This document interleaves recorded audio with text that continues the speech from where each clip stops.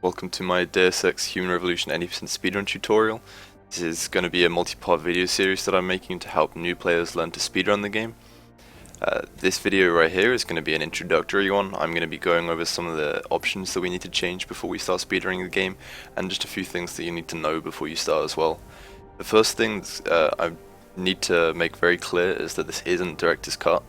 This is only the original Deus Ex Human Revolution, not Director's Cut at all. That's a separate run that would require a separate tutorial, and I'm not going to go into that.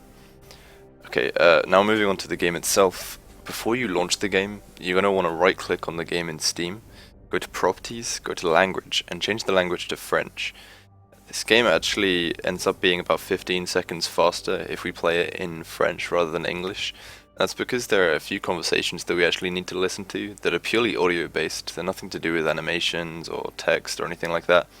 And it turns out the French dialogue is just faster, so you save time by playing in French. If you want to know how I've got the English text rather than French text, if you go to Options and then Gameplay, you can change your text language to English, which is what I've done here.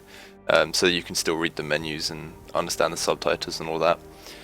But that makes no real difference to the speedrun, that's just preference. Okay, and now moving on to the actual options of the game itself.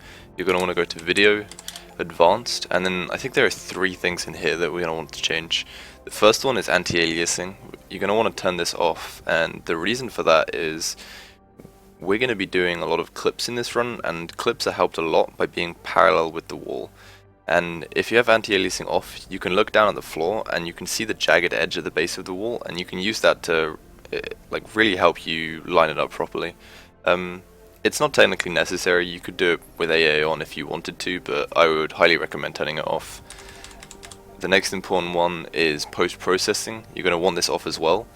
When you get flashed or stunned in this game from a concussion grenade, if you have post-processing on, that effect is going to last a few seconds and you're not going to be able to see anything during that time. But if you turn post-processing off, it only lasts about half a second to a second, so you can actually see where you're going and what you're doing. So you're going to want to turn that off as well. And finally, you want to turn VSync off.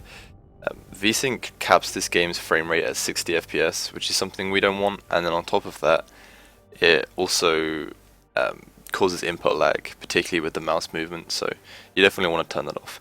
But those are the only three options that we actually need to mess with. The rest is preference and to do with whether you want to make the game run a little smoother, things like that.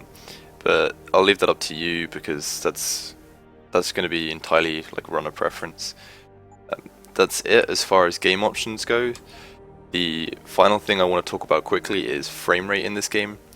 Frame rate is pretty important in this game, but not in the sense that you need to hit a certain frame rate to be able to run it, just in the sense that pretty much everything we do, all of the clips, are affected by frame rate. What this means is that, again, it's pretty much up to the runner's choice as to what frame rate they want to run the game at. You kind of have to just mess around with it and see which frame rate is most comfortable for you. Some clips tend to work better for some people at a higher frame rate, and some clips tend to work better for people at a lower frame rate, so you kind of have to find a sweet spot.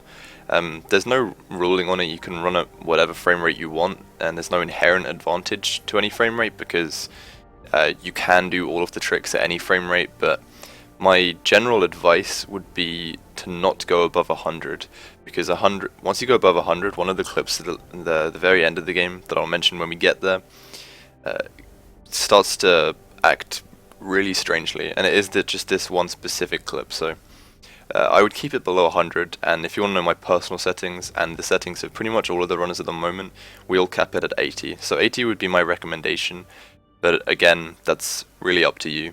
And to do that as well, I'm using a program called DXHR. You can use any program you like, but DXHR is very convenient because the trial is free. You can just go download that. I'll put a link in the description of this video, and you can use the trial to cap the frame rate, so it's really easy to do.